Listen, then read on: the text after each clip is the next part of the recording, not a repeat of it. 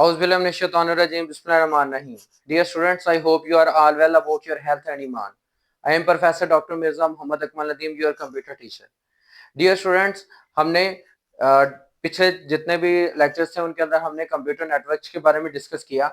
आज हमने network security के बारे में डिस्कस करना है। बेटा, जब हमने नेटवर्क बना लिया, नेटवर्क का स्ट्रक्चर बना लिया, आईपी एड्रेसिंग की बात कर ली, उसके बाद डिफरेंट टोपोलॉजीज को डिस्कस कर लिया, तो उसके बाद इन आईपीज के थ्रू जब डाटा कम्युनिकेशन होती है तो उस कम्युनिकेशन के दौरान जो जो मराहल आते हैं उनके अंदर किन किन चीज़ों का हमें सामना करना पड़ता है, किन चीज़ों का ख्याल रखना पड़ता है, वो चीज़ें हम सारी आज इस टॉपिक के अंदर डिस्कस करेंगे।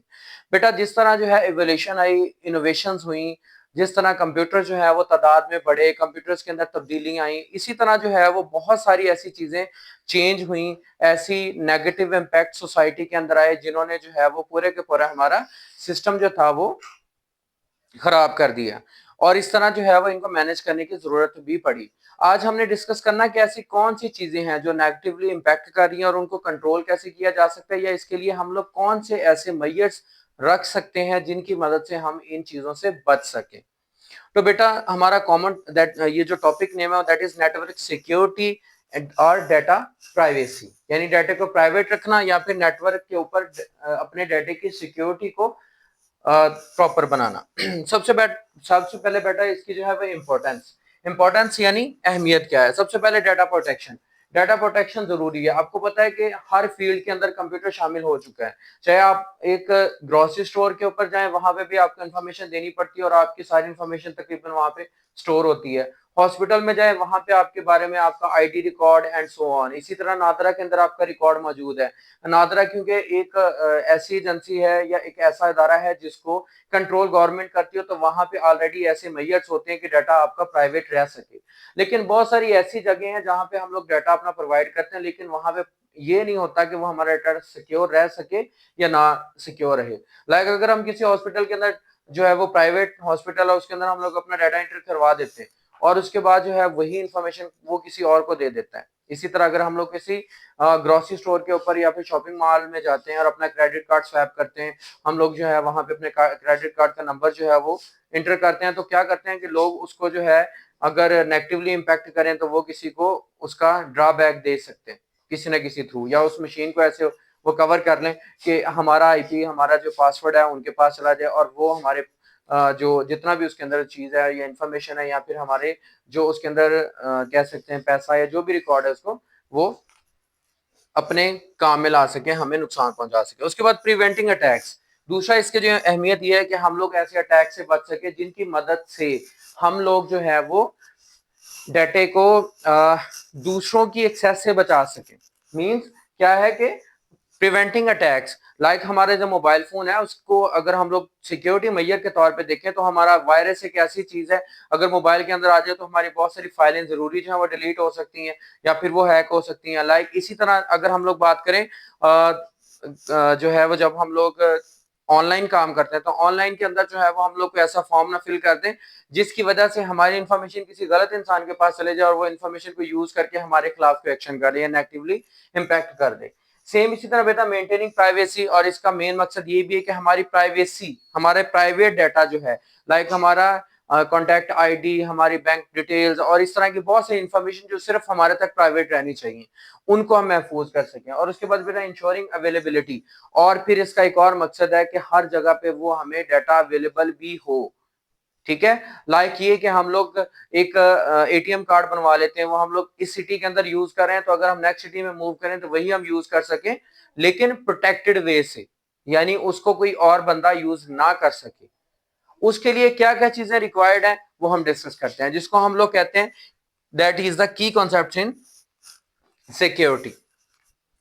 की कॉन्सेप्ट्स क्या है कि अब सिक्योरिटी होती क्या है, मतलब कि कह सकते हैं कि हम इस सिक्योरिटी को, इन सब पॉइंट्स को जो है वो इन सिक्योरिटी के जो पॉइंट्स हैं इनकी मदद से जो है वो सॉल्व किया जा सकता है। लाइक सबसे पहले फायरवॉल, आजकल सबसे ज्यादा इस्तेमाल हो रही है पाकिस्तान के अंदर फायरवॉल अभी, लेकिन ओवरऑल अगर जो वर्ल्ड की बात की जाए तो वहां पे जो है वो फायरवॉल का कॉन्सेप्ट बड़ी देर से चल रहा है।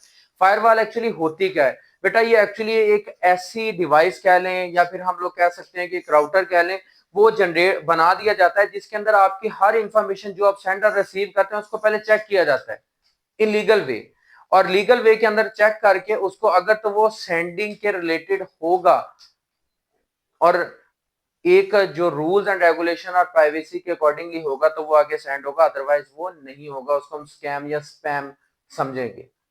उसकी मैं एग्जांपल देता हूँ कि अगर आप लोग कहीं इंटर होना चाह रहे हैं, आजकल बहुत ज्यादा जो है वो सिक्योरिटी थ्रेट की वजह से आप लोगों की जो है वो किसी भी अदारे के अंदर एंट्री के लिए वहां पे बाहर गार्ड खड़ा होता है, वो आपकी चेकिंग करता है। चेकिंग कैसे करता है? आपको पूरा स्कैन करता है, उसके पास एक स्कैनिंग डिवाइस होती है जिससे पता चल जाता है कि क्या इसके पास कोई ऐसी चीज तो नहीं है कि जो हार्मफुल हो, लाइक वो आपको नुकसान पहुंचा सके, इसके पास कोई गन या कोई ऐसी चीज या वेपन या और भी कोई ऐसी चीज मौजूद तो नहीं है। सेम इसी तरह फायरवॉल का काम क्या है कि जो डाटा ट्रैफिक होनी है सेंडर से कम्युनिकेशन के दरमियान, जो डाटा सेंडर से रिसीवर के दरमियान जो डाटा कम्युनिकेशन होनी है, क्या उसके दरमियान कोई ऐसी कोई गलत चीज तो नहीं एक्सचेंज हो रही जिसकी वजह से मुल्क को या फिर उस इंसान को या फिर किसी अदारे को नुकसान हो सके। तो फायरवॉल बेसिकली बेटा इस वजह से जनरेट की जाती है। उसके बाद इंक्रिप्शन। इंक्रिप्शन का मतलब है इनकोडेड डाटा। डाटा यानी इस फॉर्म में होता है कि जो आम इंसान नहीं पढ़ सकता। इनक्रिप्टेड डाटा वो डाटा जो कि आम इंसान नहीं पढ़ सकता, इसके लिए स्पेसिफाइड इसकी की होती है। ये एक सेफ वे है जब हम डाटा कम्युनिकेशन करते हैं। अगर पास्ट की बात करें ना, जब पास्ट में दूसरों दो स्टेट्स के दरमियान डाटा एक्सचेंज होता था तो ये मेथड बड़ा इस्तेमाल किया जाता था। उसमें साइफर टेक्स्ट सबसे बड़ी एग्जांपल है उसकी। साइफर टेक्स्ट क्या चीज है बेटा? साइफर टेक्स्ट ये होता था कि पुराने दौर के अंदर ना दो जो रियासतें थे उनके जो बादशाह या जो भी उनके ऑनर्स होते थे उनके दरमियान जब कोई भी इंफॉर्मेशन एक्सचेंज होती थी ना, वो कासद को भेजते थे और वो एक लेटर लिखते थे और वो लेटर इस लैंग्वेज में लिखा होता था जो दोनों की लैंग्वेजेस को रिलेट नहीं करता था। यानी स्टेट्स की लैंग्वेज डिफरेंट है तो दोनों की, यानी कि दरमियान में कुछ और इंसान उस डाटे को ना पढ़ सके, उसके लिए क्या होता था, एक की जनरेट की जाती थी जो सिर्फ पता होती थी जो सेंडर था और जो रिसीवर था, कि मैं आपको फ्लां जो है आज साइफर भेज रहा हूं, आप इसको जो है वो कन्वर्ट करके इस मेथड के थ्रू, वो जो की होती थी एक्चुअली उसके अंदर वो लिखा होता था कि लाइक मेरा नाम अकमल है, अब मैं उल्टे स्पेलिंग लिख के भेज देता हूं अकमल के, ए से स्टार्ट नहीं हो जाए, एल से बैकवर्ड में स्टार्ट हो जाता हूँ और मैं नेक्स्ट इस बंदे को कह रहा हूँ कि आप इसको रिवर्स ऑर्डर में पढ़ लो, आपको समझ आ जाएगी कि मैंने क्या लिखा है। तो ऐसा टेक्स्ट जो कि इनकोडेड फॉर्म में हो उसको सेफली हम लोग एक्सचेंज करें, उसको इंक्रिप्शन कहते हैं। Cipher is the best example for that. ये आजकल भी इस्तेमाल हो रही है, पहले वो कासद लेके आते थे, आज ये ऑनलाइन नेटवर्किंग के थ्रू हो रही है। और ये क्या होती है, मुख्तलिफ हमारे जो खारजा पॉलिसीज हैं या दाखिला पॉलिसी है दूसरे कंट्रीज के दरमियान जो हमारा एक्सचेंज होता है डाटा, जो कि बहुत ज्यादा पर्सनल होता है, प्राइवेट होता है, वो कंट्रीज के दरमियान भी हो सकता है, अदारों के दरमियान भी हो सकता है या फिर लोगों के दरमियान भी हो सकता है। तो इनक्रिप्टेड वे से हम लोग दूसरों के साथ कम्युनिकेशन करते हैं, जैसे मैंने आपको एग्जांपल दी। उसके बाद बेटा पासवर्ड एंड ऑथेंटिफिकेशन, ये एक ही हमारा पॉइंट है। पासवर्ड एंड ऑथेंटिफिकेशन का मतलब ये है कि जिस तरह हम अपना जीमेल आईडी बनाते हैं उसमें हम लोग क्या करते हैं कि अपना एक जो है वो हमारा जो लॉगिन होता है और उसके प्लस साथ उसका पासवर्ड रखते हैं।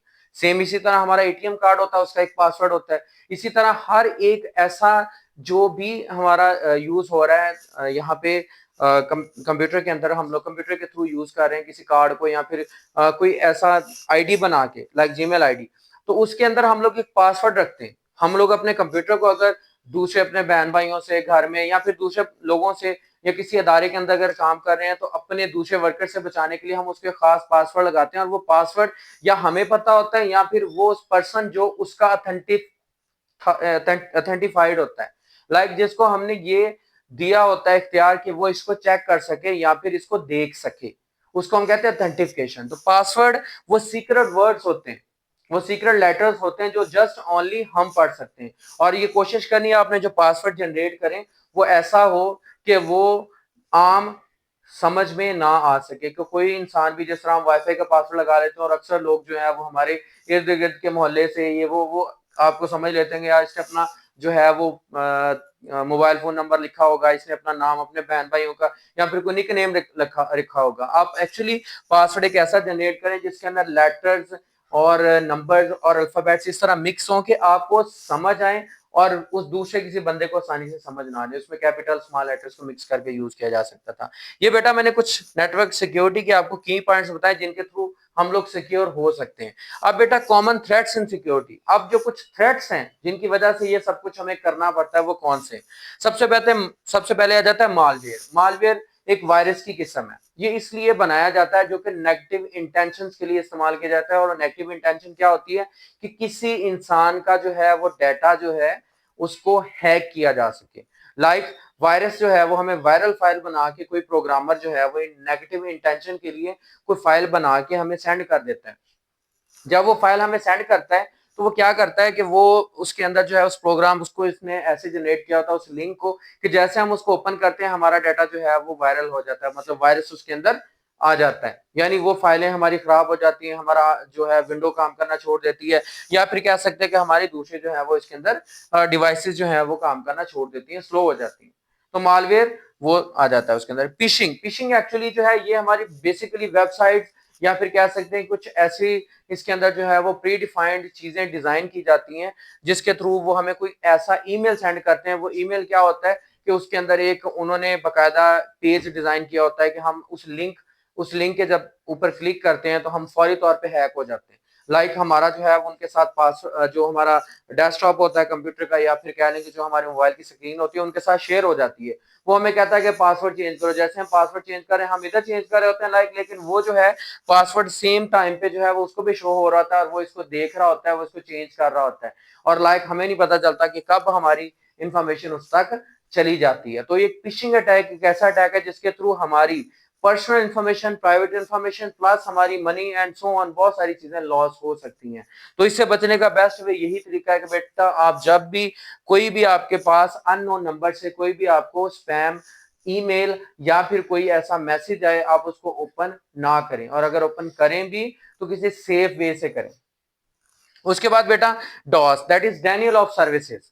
डॉस क्या होता है हमारा, एक एक ऐसा सॉफ्टवेयर जनरेट किया जाता है जिसके थ्रू जो है वो क्या, कोई भी वेबसाइट इंटरनेट के ऊपर जो है या फिर किसी अदारे को, जैसे खास कोई एजुकेशनल साइट हो गई या फिर किसी कंट्री की कोई मेन, लाइक यूट्यूब हो गई, लाइक टिकटॉक हो गया, उसके ऊपर डाटा ट्रैफिकिंग इतनी ज्यादा कर दी जाती है कि वो लोग जो सर्च करते हैं वो उस चीज को सर्च ही नहीं कर पाते जो एक्चुअल कंटेंट होते हैं।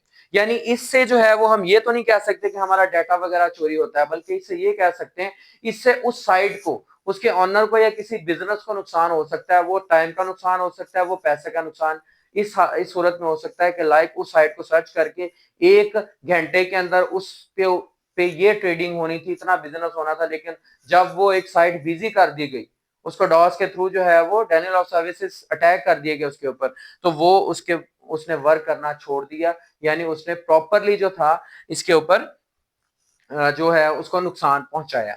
उसके बाद बेटा मैं man in the middle attacks. अब man in the middle attack mean sender और रिसीवर के दरमियान कम्युनिकेशन हो रही है। अब जब ये सेंडर और रिसीवर के दरमियान कम्युनिकेशन हो रही है तो इसके दरमियान को थर्ड पार्टी आ जाए, लाइक दो बंदे लड़ रहे हैं, उनके दरमियान में थर्ड बंदा आके जो है वो उनकी सुलह करवाने की बजाय उनकी लड़ाई को और बढ़ा दे, तो हम ये कह सकते हैं कि जो हमारा मेन इन मिडल अटैक्स का मतलब ये है कि जब दो पार्टीज आपस में कम्युनिकेशन करती हैं, कोई थर्ड पार्टी आके इंटरफेरेंस करे और वो दोनों का डाटा जो है वो अपने पास महफूज कर ले किसी भी सूरत को इस्तेमाल करते हुए। इनके अंदर से वो मालवेयर, फिशिंग डॉस या कुछ भी करके, कोई भी ऐसा काम करके, कोई ऐसा जनरेशन करके उनका डाटा जो है वो अपने पास जो है, उनके दरमियान प्राइवेट कम्युनिकेशन हो रही है और वो डाटा अपने पास ले आए, और उस डाटा के थ्रू जो है वो उन दोनों के बिजनेस को, उन दोनों की कम्युनिकेशन को, उन दोनों की प्राइवेट लाइफ को डिस्टर्ब कर सके। तो इसका मतलब है कि थर्ड पार्टी के थ्रू वो इसको डिस्टर्बेंस क्रिएट कर रहा है। तो बेटा ये है डाटा प्राइवेसी। डाटा प्राइवेसी और डाटा सिक्योरिटी हमारे लिए बहुत जरूरी है। इन जो ये हमारी एरा चल रही है, ये जो जनरेशन चल रही है, इसके अंदर क्योंकि जितने ज्यादा हम सिक्योर रहेंगे, हमारा डाटा प्राइवेट रहेगा, हम उतनी ही ज्यादा जो है वो नेटवर्किंग के अंदर अपना काम अच्छा कर सकेंगे, अपने बिजनेस को अच्छा कर सकेंगे। तो उम्मीद करता हूँ बेटा आपको इन कॉन्सेप्ट्स की समझ आ गई होगी। कोई इशू हो, प्रॉब्लम हो तो मुझे कमेंट्स में लाजमी बताइएगा। अगर आपको पसंद आए इसको लाइक और सब्सक्राइब कीजिएगा और दूसरों को इसके साथ शेयर कीजिएगा, क्योंकि ये सिर्फ और सिर्फ सिलेबस का हिस्सा, लर्निंग प्रोसेस नहीं है, बल्कि ये वो चीजें हैं जो आम लाइफ के अंदर अगर कोई इसको सीख लेगा, इसको पढ़ लेगा या उसके माइंड में आ जाएगी तो वो बहुत सारे थ्रेट से बच सकता है। जज़ाकल्लाह बेटा।